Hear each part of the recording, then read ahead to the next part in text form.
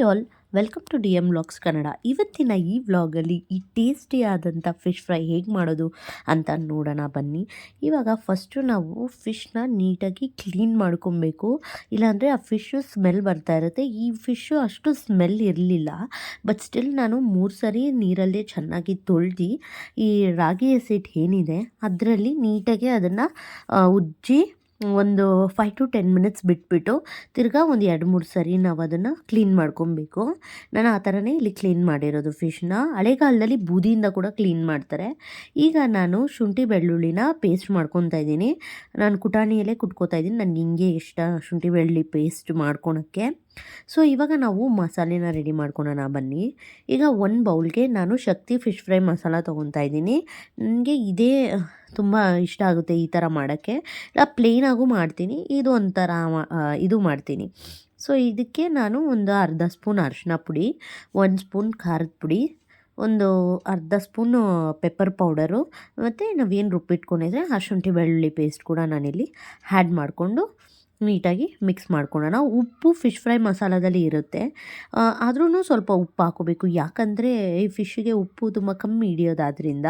ಒಂಚೂರು ಗರಂ ಮಸಾಲ 1 ಸ್ಪೂನು, ಒಂದು ಮೊಟ್ಟೆ ಸೇರಿಸ್ಕೊತಾ ಇದ್ದೀನಿ ನಾನಿಲ್ಲಿ, ಮತ್ತು ಕರ್ಬೇವಿನ ಸೊಪ್ಪನ್ನ ನೀಟಾಗಿ ಚಿಕ್ಕದಾಗಿ ಕಟ್ ಮಾಡಿಕೊಂಡು ರುಚಿಗೆ ತಕ್ಕಷ್ಟು ಉಪ್ಪು ಹಾಕ್ಕೊಂಡು ಇದನ್ನು ನೀಟಾಗಿ ಕಲಿಸ್ಕೊಳ್ಳೋಣ.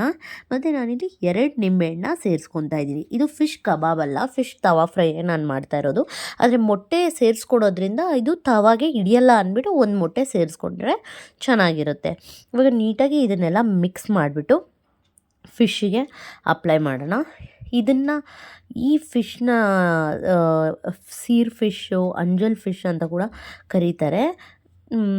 ಮತ್ತು ನಾನಿಲ್ಲಿ 2 ಸ್ಪೂನು ಕಾರ್ನ್ಫ್ಲೋರ್ ಹಾಕ್ಕೊತಾ ಇದ್ದೀನಿ, ಮರ್ತೋಗಿದ್ದೆ. ಸೊ ಇದನ್ನು ಹಾಕ್ಕೊಂಡು ನಾನು ನೀಟಾಗಿ ಫಿಶ್ಶಿಗೆಲ್ಲ ಒಂದು ಚೂರು ಬಿಡ್ದಿರಂಗೆ ಅಪ್ಲೈ ಮಾಡಿ, ಸೈಡಲ್ಲಿ ಕೂಡ ಅಪ್ಲೈ ಮಾಡಿ ಇದನ್ನು ಒಂದು 1 ಅವರಿಂದ 45 ಮಿನಿಟ್ಸಿಂದ 1 ಅವರ್ ಸಾಕು ಇಟ್ಕೊಳ್ತಾ ಇದ್ದೀನಿ.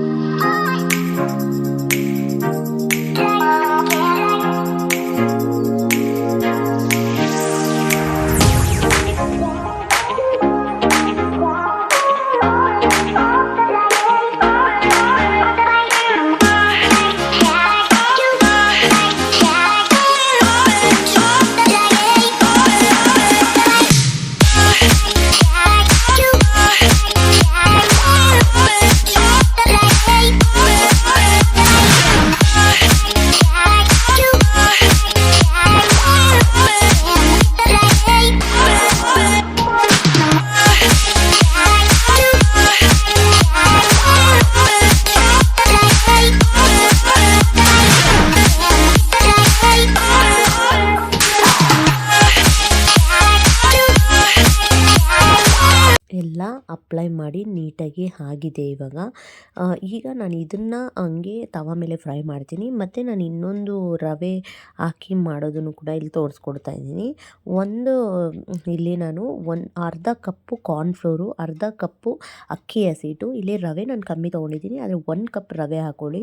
ಅರಿಶಿನ ಒಂದು ಅರ್ಧ ಸ್ಪೂನು, 1 ಸ್ಪೂನ್ ಖಾರದ ಪುಡಿ, ಒಂದು ರುಚಿಗೆ ತಕ್ಕಷ್ಟು ಉಪ್ಪು ಹಾಕ್ಕೊಂಡು ನೀಟಾಗಿ ಮಿಕ್ಸ್ ಮಾಡಿಕೊಂಡು ಸೈಡಲ್ಲಿ ಇಟ್ಟಿರೋಣ. ಇದನ್ನು ಕೂಡ ಫಿಶ್ಗೆ ಹಾಕೋಣ, ಹಂಗೆ ಮಾಡೋಣ. ಇವಾಗ ಒಂದು ತವಾಗೆ ಎಣ್ಣೆ ಸ್ಪ್ರೆಡ್ ಮಾಡಿಬಿಟ್ಟು ಮಸಾಲೆ